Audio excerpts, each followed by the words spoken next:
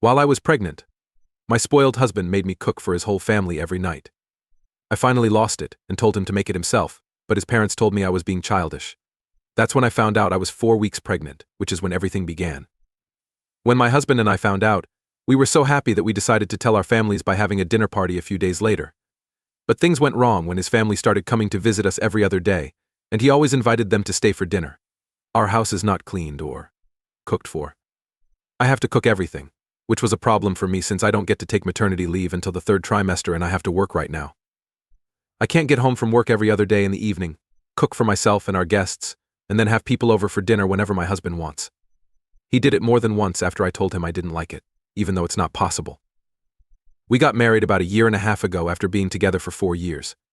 He has always been close with his family. That's never been a problem for me. But this is just silly. His parents, his uncle's family, and his sister's family all live just a few blocks away, which makes it easy for them to stop by whenever they want. They used to come over maybe 2 or 3 times a month, even before I got pregnant. As part of my duties, I had to cook for them. Then again, I didn't mind because their visits were spread out and not very often, so we had our own room too. But after the baby news came out, they started coming over more often, and instead of spreading out the visits, different family members would come on different days of the week. For example, my in-laws would visit one day, followed by his sister and her family a few days later, and then his uncle, and sometimes even other relatives. This is obviously very tiring for me. Because of this, I had to cook for more people than usual, and a few days ago I lost it. People from my sister-in-law's family were visiting. Her husband and their kids were there, but they were leaving before dinner. But my husband started to push them to stay. Even though I wasn't in the room at the time, I could hear him trying to make them stay for dinner, which made me very angry. So I chose to go to the living room and asked to talk to him alone in order to break the silence. But before I left, my husband made the mistake of telling me to make dinner right away, and his sister started telling me what she wanted for dinner. I could not hold back any longer, so I finally snapped and told them to do it themselves. Because I was so mad, I didn't even wait for them to move. I went back to my room, slammed the door, and left. I was pretty sure that. They were shocked by how I turned out.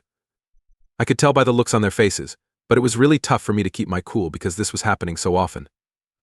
My husband wasn't making me mad because he was rude and spoiled, but I was mad at his family because they couldn't have been so stupid as to refuse to stay for dinner so many times, making me too busy. My husband walked into our bedroom a few minutes after I lost it and asked me what had happened. He also looked very angry, but I wasn't going to say sorry because I had already told him several times that I didn't like his family coming over every other day. Because I would have to cook for everyone, which was hard to do after a long day at work. I had started getting morning sickness not long ago, but he only seemed to care about his family coming to visit. I told him very firmly that if he came into the room to argue with me instead of saying sorry, he should stop, because I wasn't interested. But he kept arguing with me and told me that if I didn't like him inviting his family to dinner every other day, I should have kept that bit between us instead of insulting his family. Not only did I insult him, but I also attacked his sister and her family for no reason. He told me I needed to say sorry to them. I really don't see why I would have to do that. At first, I wanted to keep this between us because it's a personal matter that doesn't really affect his family, but he kept pushing me by ignoring my worries. Even though I had already told him about this, he didn't pay attention, and his family didn't seem to care about me either. What they think is their problem, not mine. If they really think it's okay to have a pregnant woman cook for a bunch of people every other day after a long day at work, that's their problem, not mine. With him and his family pushing me to the edge, I was already very angry, and even though he was. My husband. He wasn't trying to understand my position. He only cared about himself and his family and how they saw us. However, I don't think my husband gets any of that because he lost it as soon as I told him I wasn't going to say sorry to anyone. He began yelling at me in the room and told me I was treating his family with the utmost disrespect and that it made both of us look bad. He told me I was sorry because I had made him look bad in front of his sister and brother-in-law. He was sure that his parents would also find out about this at some point. No matter what I said in the last line, I kept trying to fight with him and explain my side of the story, but he wasn't ready to listen. I finally gave up trying to explain to him why I was so angry after a while, because it was making me angry and tired. He kept talking while I started to pack my things, so I quit fighting with him. He was so mad when he saw that I had already started packing that he gave up. I didn't care that he told me I couldn't just leave the situation and expect things to be okay. He left so he could pout in the living room while I kept packing. After putting together my own bag, I called a taxi and came to my parents' house. While he was in the living room, I left. He saw me go, but he didn't say anything to stop me. After a few days, he still hasn't tried to get in touch with me, But he has talked to my parents. That's because my parents didn't know what was going on when I got there. When I told them what happened, they said they knew I was wrong about how I responded, but we still had to deal with it because not talking to each other wasn't an option. But I made it clear that I wouldn't talk to him again until he apologized. To try to talk him out of it, my parents called him yesterday. But after the call, I found out that they hadn't been able to get him to see my point of view at all. He just told him that he wasn't interested in hearing my side of the story because the way I had acted was not okay, no matter what I was going through. He told me there was no reason because he obviously thought I was acting like a spoiled brat by having a rage tantrum instead of controlling my feelings. Right now, the problem is that he thinks I should have held back my anger and not acted that way in front of his family. Even though I did have a problem with what was going on, he even said I was trying to keep him away from his family because I don't like them. I don't think I did anything wrong, though, and I think even his charges are false. That's why ID told my husband to make dinner for the family himself, right? Update 1 first, I want to thank everyone who spoke out against my post and gave me advice. Thanks for letting me know I'm NTA. I started to seriously doubt myself after what my parents told me. To be honest, he sounded pretty believable on the phone call with my parents, and I began to question my own judgment. But to be honest, the more I think about it, the more I see how spoiled he has been acting. We each work for a company and get home around the same time. About 2 years before we got married, we moved in together and always shared the chores. We both agreed on everything. And we've stuck to that plan ever since, so I didn't really have a problem with cooking. I really enjoy cooking, it's one of my favorite things to do. It's not hard to cook for two, but it got annoying when he kept asking me to cook for company all the time. Even before we got married, when his family or sometimes my family would come to visit, it wouldn't bother me if everyone cooked. Why did he treat me like his housekeeper while I was pregnant? I didn't like how he expected me to do everything for him and his family. If he doesn't like it when I stand up for myself and lost my temper once after trying to handle the situation as nicely as possible, then I think the problem is with him, not me. There were some statements that said his family had nothing to do with this, but I don't agree with that. They know that I'm expecting. They're aware that I'm having morning sickness. They are aware that I work the same hours as him. But they don't have the sense to say no to having dinner at our house, so I have to cook for everyone. He has a mom who was pregnant. And so does his sister. All of them work as women. They probably knew that this was hard for me to deal with every other day. Since they care so much about family, they should have at least tried to look out for me since my husband wasn't making things easier for me. Besides that, he said I was trying to keep him away from his family, among other things. If I didn't like them right away, I wouldn't have cooked for them before or after we got married. I never would have let them into my house in the first place, and I would have tried to keep him away from his family before I got pregnant. I wouldn't have waited until now. Like, that's silly. I've already decided that I won't go back to him unless he apologizes. If he doesn't, I guess I'll have to talk to a lawyer. So it's been a week since the event and since I left the house, and my husband still hasn't called me. I haven't talked to him either, so I think I might need to start looking for lawyers. The last time I talked to his parents on the phone, things were not nice, which made me even more sure that I need to start looking for legal help. The people called me last night, and at first they were trying to be very helpful. They told me they knew what happened the other day and that we hadn't talked in almost a week. My husband's mother told me she knew what I was going through. She was trying to sound serious, and I almost believed her until she said that she knew I wasn't totally wrong. But she did think I overreacted a bit, and her son was right to demand that I say sorry to his family for it. I told her to put myself in his shoes and think about how I would feel if he had spoken so disrespectfully to my family. She then told me that keeping a family together is hard work, and that we have to work at our marriages to make them work. Now she told me to get over my pride, go back to him, and try to make this work because I can't just leave home over such small things, especially since I'm pregnant. I found that very annoying because I thought everything she said to me she should have been telling her son. In the same way that she might understand where I'm coming from, she might also understand that I was right to lose it the other day. Could it be too much to expect my husband to put in the same amount of work, even when he is wrong, since marriage was hard work? He knows I'm pregnant, but he hasn't stopped to check on me or talk to me. He acts like he doesn't care about my baby or his baby, but it's clear that he does because he keeps telling me to suck it up and let it go. Not only does he think that, but his parents also seem to agree with him. Why shouldn't he just let it go? That's what I don't get. He is the one who put me in a tough spot after all. Even though I told him over and over that having his family over for dinner so often was wearing me out, because I had to do all the cooking. I really thought that my in-laws would understand when I tried to explain everything to them over the phone. I was wrong though, because as soon as I told them this, they said I was just making up reasons for my behavior. At the end of the day, they told me I had to go back to my husband and not stay with my parents and hope things would work out on their own. That would be very childish of me. They also told me that the only reason they were getting involved was because I had already tried to get my parents involved and used having my parents call him to get him to say sorry to me, even though it was my fault. I had to make it clear that I didn't make my parents call them, they did that on their own. And they didn't even ask him to say sorry to me, they just wanted him to talk to me once instead of avoiding me. I told them to stop preaching to me and talk to their son instead, because I wasn't interested in it anymore. It sounds like that made my mother-in-law mad because she started calling me names and other things. I hung up because I wasn't interested in that. My husband was the only one I was mad at until now. But now that his family is getting involved, I guess I'm also seeing their true colors. Before, I was debating whether to talk to a lawyer, but I didn't because I didn't want to get into a situation from which it would be hard to get back. The baby was the only reason I had to wait. Before, I didn't want to ruin everything I had built up for one fight. But now I see that my husband and his family are ready to do that. Since I've already said I'm leaving because of the baby, I don't see any reason to wait any longer. I do not want to stay in a place where I am not recognized and valued enough, which is what is happening here. Because of his family, I think I'm finally going to file for divorce. I'm willing to settle for joint custody, and he can spend as much time with his child as he wants.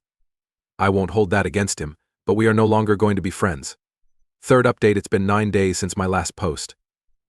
After the call from my in-laws, I decided to start looking for divorce lawyers so I could file for divorce. In just a few days, I started talking to a guy that a friend of mine knew, and a few days later we filed for divorce. And I think my husband was finally served yesterday, which is why he called me. He seemed shocked when we talked on the phone and asked me if I was sure I wanted to do this. I don't think he saw this coming. I felt terrible telling him that because I had loved him for so long, but I don't think love is enough anymore. When two people are together, they should respect each other. That wasn't happening here, because he wouldn't have treated me this way and wouldn't have made those charges against me. Thus I informed him that I was going to follow through with this because I could no longer act like everything was okay after my talk with his parents.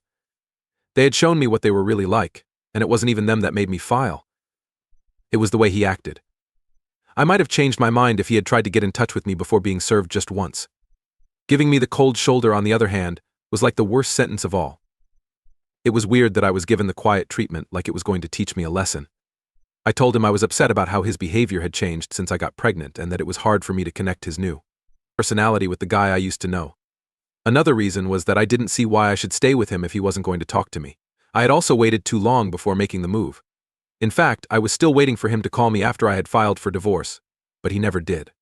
When he knew I was really going to leave, he took the time to reach out.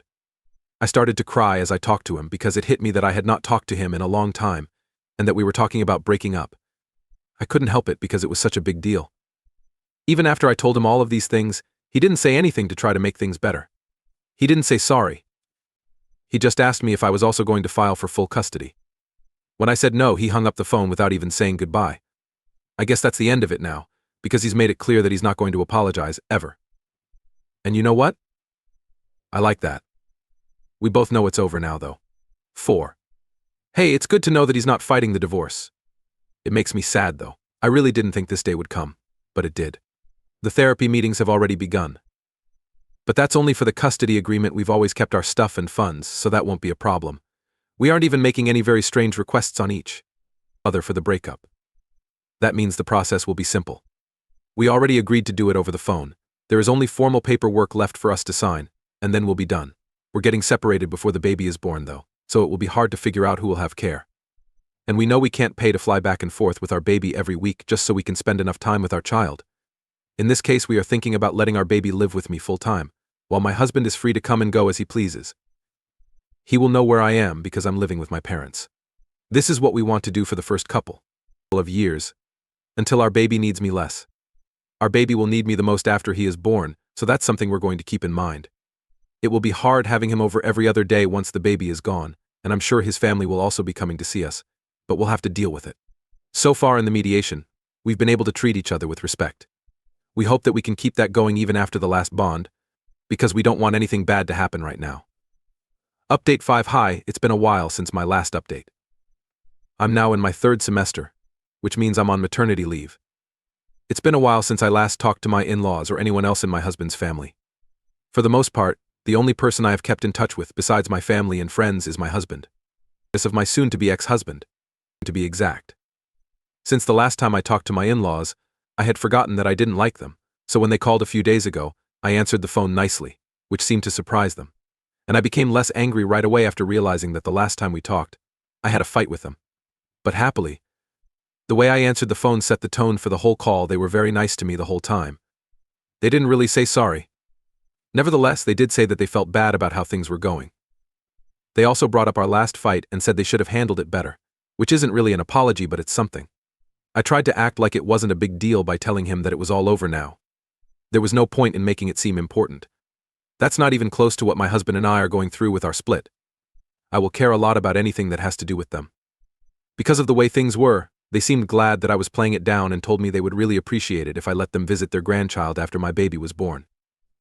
That was basically their way of saying that they still wanted to be involved in the life of their grandchild, even though we had a fight in the past. I told them they were welcome to come visit. I don't have to do many things around here at my parents' house. They have a maid, and my mom cooks most of the meals, so when we have guests, I don't have to work as hard as I did when I lived with my husband. That's a big part of why I told them they could come over whenever they wanted after the baby was born. I could have said no and been rude. But I didn't because I'm trying to be a better person now that I'm going to be a mom. Important to me that I don't bring any bad feelings into parenting. That means forgiving people, even those who had irritated me in the past. Update 6. Hey everyone. After getting divorced a few weeks ago and giving birth to my son a few days ago, the split is now official. A lot of people were there, including my family, my husband's family, and his family. Our first time seeing him hold our son made us both cry, and it was a big deal. We were both very happy, and we still are. For some reason, it feels like we're back to being the people we were before everything went wrong. We've had him stay with us at my parents' house so he can spend as much time with the baby as possible. But we don't stay in the same room. He's in the guest room. He had been here a few days before the due date because he didn't want to miss the birth for any reason. I mean, it's really hard for me to stay dry when I think about all of these things because I just got divorced and haven't moved on from him yet. Things got even worse for me when, that night after the birth, he helped me with things and finally said sorry for everything. He said he was sorry for everything that had happened. It was too late for him to understand how hard things had become for me by the time he did recognize them. I had already asked for a divorce, and he agreed. He then told me that not fighting for me was possibly the worst thing he had ever done. Because of it, I got very upset, and I had to really push myself not to start crying in front of him. I mean, I don't really think we can get back together so quickly and be like we were before. That's not going to happen anytime soon, and I just want to focus on being a mom right now. Who knows, though, this is at least a start. In the past, he wouldn't even accept that he was wrong. But now, at least he's going to say that he didn't treat me as well as he should have.